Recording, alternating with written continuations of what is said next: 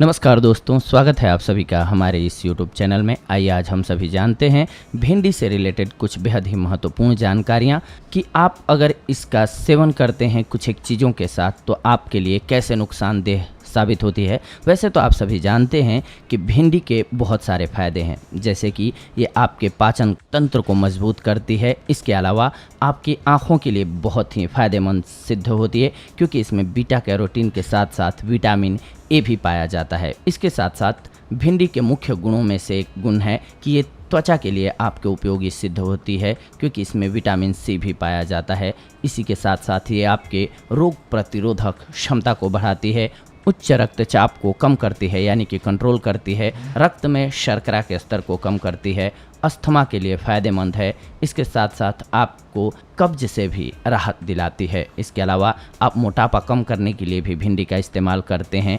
इसके बहुत सारे औषधीय गुण हैं, जिसकी बदौलत आप कैंसर से भी बच जाते हैं। जी हाँ, भिंडी में पाए जाने वाले अघुलनशील फाइबर की वजह से आपके आंतों के मार्ग को साफ रखने में मदद मिलती है, जिसकी बदौलत आप बृहंत्र रक्त कैंसर के ख़तरे को कम कर सकते हैं अपने शरीर से। इसके अलावा ये आपके बालों को घना बनाती है और अल्सर से बचाव करती है। लेकिन इसी के साथ साथ इतने गुण होने के बावजूद ये आपके लिए किसी मामले में नुकसानदायक भी सिद्ध हो सकती है, और ये जानना बेहद ज़रूरी है। आइए आज हम सभी इस एपिसोड के माध्यम से जानते हैं कि भिंडी खाते वक्त आपको किन बातों का ख्याल रखना चाहिए। जी हाँ, वैसे तो हरी सब्जियां हमारे लिए एक पौष्टिक आहार मानी जाती हैं, लेकिन क्या आपको पता है कई बार यही सब्जियां हमारे शरीर में जहर फैला देती हैं। जी हाँ, और इन्फेक्शन का कारण भी बन जाती हैं। इसी तरह से हरी सब्जी में भिंडी खाना लोग बहुत पसंद करते हैं, लेकिन भिंडी खाते समय हमें कुछ बातों का खास ख्याल रखना चाहिए, अन्यथा ये भिंडी आपके लिए नुकसानदेह साबित हो सकती है। शरीर में पित्त की शिकायत। जी हाँ, दरअसल अधिक मात्रा में भिंडी के सेवन से हमारे शरीर में पित्त की शिकायत होती है, इसीलिए अधिक मात्रा में भिंडी कभी भी न खाएं। भिंडी खाने के बाद मूली का सेवन भूल करके भी न करें। आप अगर भिंडी खाने के बाद मूली खाते हैं तो आपको त्वचा संबंधी रोग उत्पन्न हो सकते हैं, जैसे कि चर्म रोग। जी हाँ, वाइट दाग स्किन पर ये इसी गलती की वजह से होती है।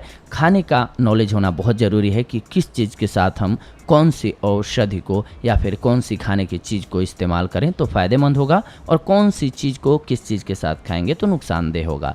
भिंडी को भून करके खाने के शौकीन हैं तो ये शौक़ आप पर काफ़ी भारी पड़ सकता है। अगर आप भिंडी को भून करके खाने के शौकीन हैं, जी हाँ, भुनी हुई भिंडी खाने से शरीर में कोलेस्ट्रॉल लेवल बढ़ता है। इससे आपका मोटापा एवं उससे संबंधित कई समस्याएं आपको हो सकती हैं। इसीलिए आपको ध्यान रखना चाहिए कि भिंडी को भूनकर कभी भी ना खाएं, अन्यथा आपको फ़ायदे की जगह नुकसान हो सकता है।